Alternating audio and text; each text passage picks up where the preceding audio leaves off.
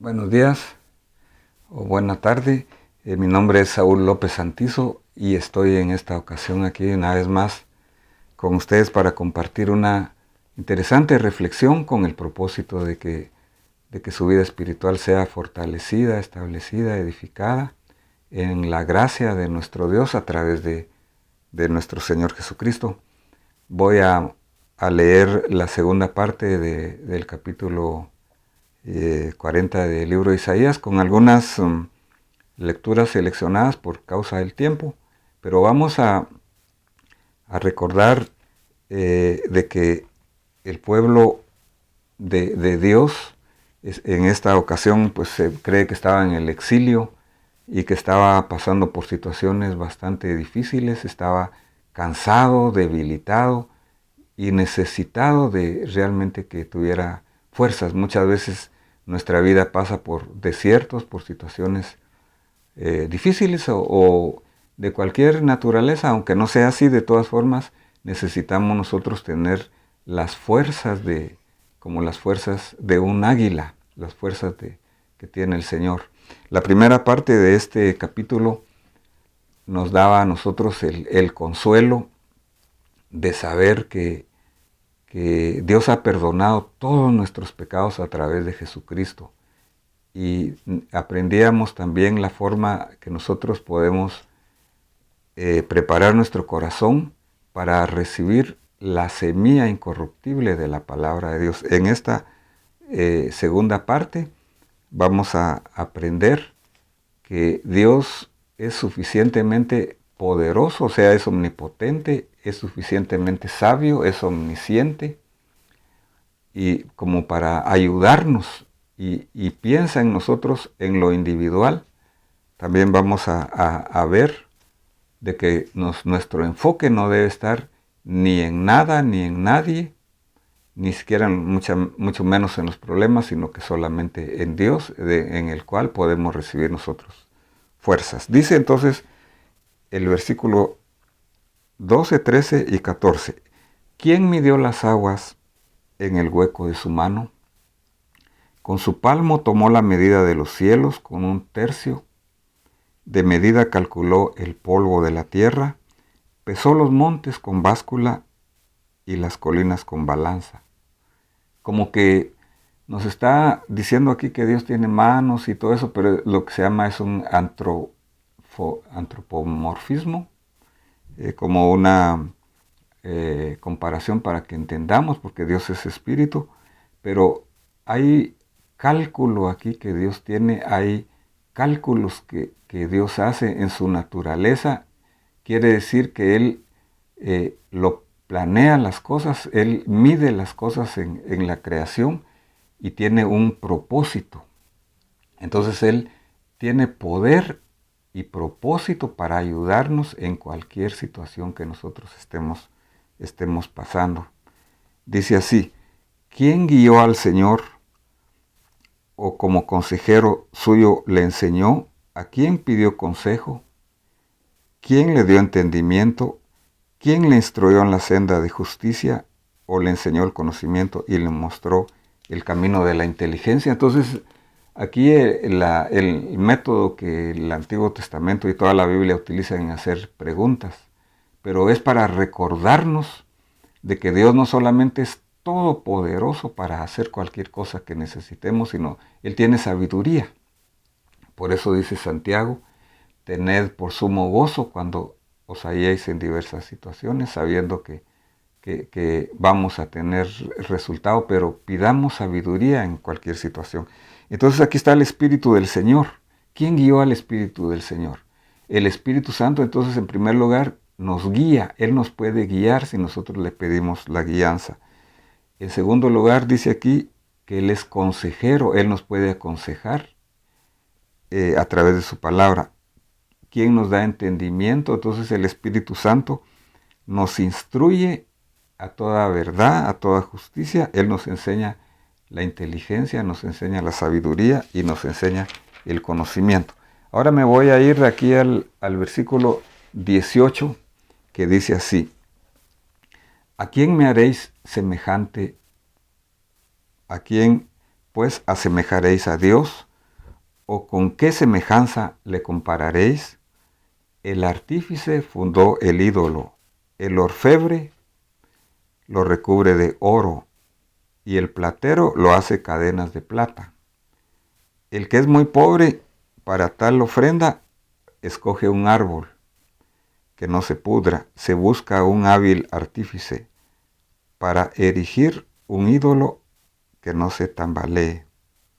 Entonces, no solamente tenemos que dejar nosotros de poner nuestro enfoque en cualquier situación o problema o lo que pueda estar sucediendo en nuestro alrededor, sino que tampoco tenemos que poner nosotros nuestra mirada en la creación. No, uno de los mandamientos del Señor en Éxodo y en Deuteronomio era: no te harás imagen de ninguna semejanza. Entonces esto pues es obviamente la idolatría que el Señor aborrece, pero tampoco debemos nosotros de poner nuestra mirada, nuestro primer lugar, en los líderes, incluso en un edificio, en el dinero, en nuestra profesión, en nuestras capacidades, sino que solamente en el Señor, que es nuestro Creador, que es nuestro Señor y que es el que nos da fortaleza. Y luego dice el versículo 22, Él es el que está sentado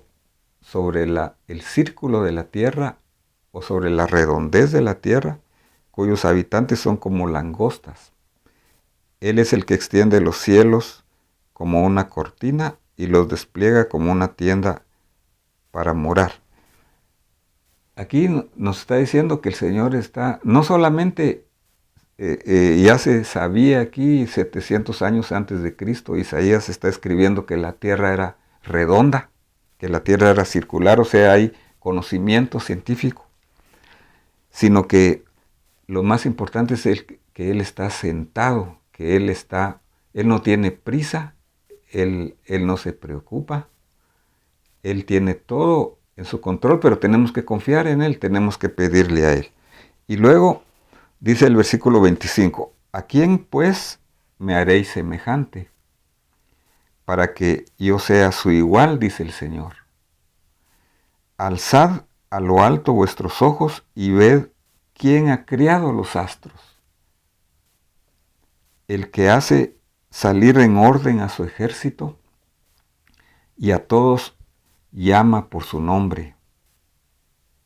Por la grandeza de su fuerza y la fortaleza de su poder, no falta ni uno. Entonces, en primer lugar nos hablaba entonces del poder de Dios y que Él tiene poder para ayudarnos. En segundo lugar, nos habla de la sabiduría del Señor y que Él tiene la suficiente sabiduría para aconsejarnos. Y después nos decía de que no debemos de poner nuestros ojos en ninguna representación. No debemos de ofenderlo a Él poniéndolo como una imagen, ni mucho menos como algo creado o una criatura, sino que solamente en Él. Pero aquí nos está invitando a que nos demos cuenta que Él tiene cuidado de todas las estrellas. Dice, ¿cuántos millones de estrellas? Pero Él las tiene no solamente en orden, sino que las llama a cada uno por su nombre. Dice que los 7 billones de habitantes de la tierra, Él nos llama a cada uno por su nombre. Pero la diferencia entre nosotros y las criaturas es que nosotros tenemos voluntad.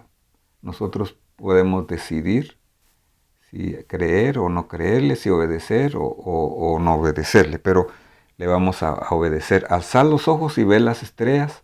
Él las llama a cada uno por su nombre. ¿Cuánto más a nosotros Él nos conoce y podemos acercarnos confiadamente a Él? Y para terminar dice así en el versículo 28. ¿Acaso no lo sabes? Otra vez utiliza el método de hacer preguntas y de recordarnos, porque muchas veces ya lo sabemos, pero necesitamos recordar lo que nos dice la palabra del Señor en cualquiera de nuestras necesidades, problemas y situaciones. ¿Es que no lo has oído? El Dios eterno, el Señor, el Creador de los confines de la tierra, no se fatiga ni se cansa y su entendimiento es inescrutable. Entonces, aquí está otra característica interesante de Dios, que Él no se cansa, Él no se fatiga, Él no duerme. Y lo más importante es el que nosotros podemos fortalecernos en Él. Dice el apóstol Pablo en Efesios 6:10, fortaleceos en el Señor y en el poder de su fuerza. Entonces la invitación es a que nos acerquemos a Dios y nos fortalezcamos en lo que Él ya hizo por nosotros y lo que necesitamos nosotros en nuestro caminar. Cualquier situación que tú tengas ahora, el Señor te puede dar fuerzas. Mira lo que dice aquí. Él da fuerzas al fatigado y al que no tiene fuerzas aumenta su vigor.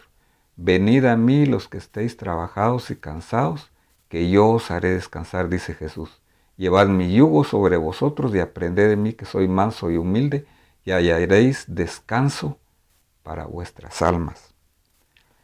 Aún los mancebos se fatigan y cansan, y los jóvenes tropiezan y vacilan, pero los que esperan en el Señor renovarán su fuerza. Entonces aquí hay una antítesis, dos versículos antitéticos. Dice aquí que los jóvenes se fatigan y se cansan, pero los que esperan en el Señor renovarán sus fuerzas.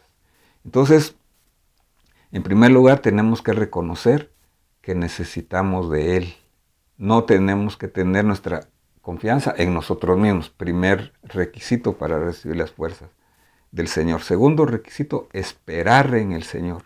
Los que esperan en el Señor renovarán sus fuerzas. Entonces, dice aquí, se remontarán con alas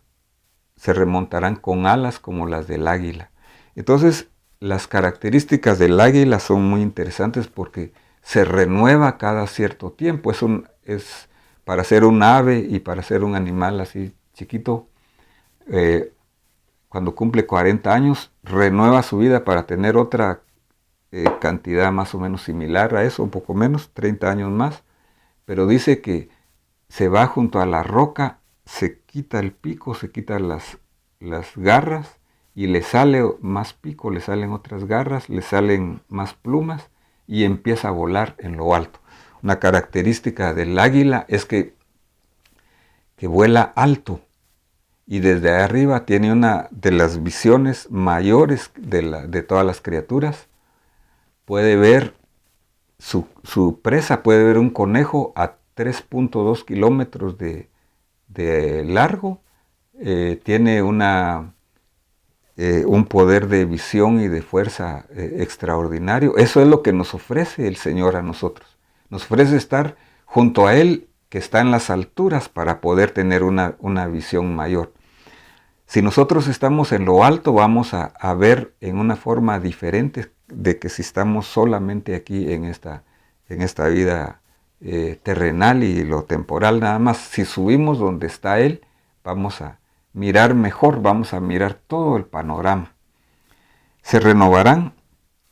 Entonces, la renovación, dice el Señor en Romanos 12, 1 y 2, específicamente en el 2, no os conforméis a este mundo, sino transformaos de acuerdo a la renovación de vuestra mente para que podáis comprender cuál es la voluntad de Dios buena, agradable y perfecta. Correrán y no se cansarán, caminarán y no se fatigarán. Mire la promesa que Dios tiene. ¿Cómo vamos a hacer esto? Entonces, esperando en el Señor, confiando en el poder que Él tiene, en la sabiduría que Él tiene, pidiéndole a Él y esperando, pero no solamente esperando en una forma pasiva, sino que esperando, meditando su palabra, número 1, teniendo comunión con Él en oración, número 2, y número 3, siguiendo la guianza del Espíritu Santo, siguiéndole a Él. El Señor Jesús dijo, venid en pos de mí. Y entonces, en esta ocasión, deseo que tú recibas fuerzas porque hay un camino más adelante. Todos estamos necesitados, así como ese pueblo que estaba en el exilio, que estaba con cansancio, pero el Señor aquí a través de Isaías le da promesa de que reciba fuerzas, tú también puedes recibir esas fuerzas como las del águila viniendo a Cristo Jesús, que es el que nos puede dar esa fuerza, y siguiendo el consejo de su palabra por su espíritu y por todos sus consejos. Amén, que Dios te bendiga y esperamos que nos sigas en nuestra próxima reflexión.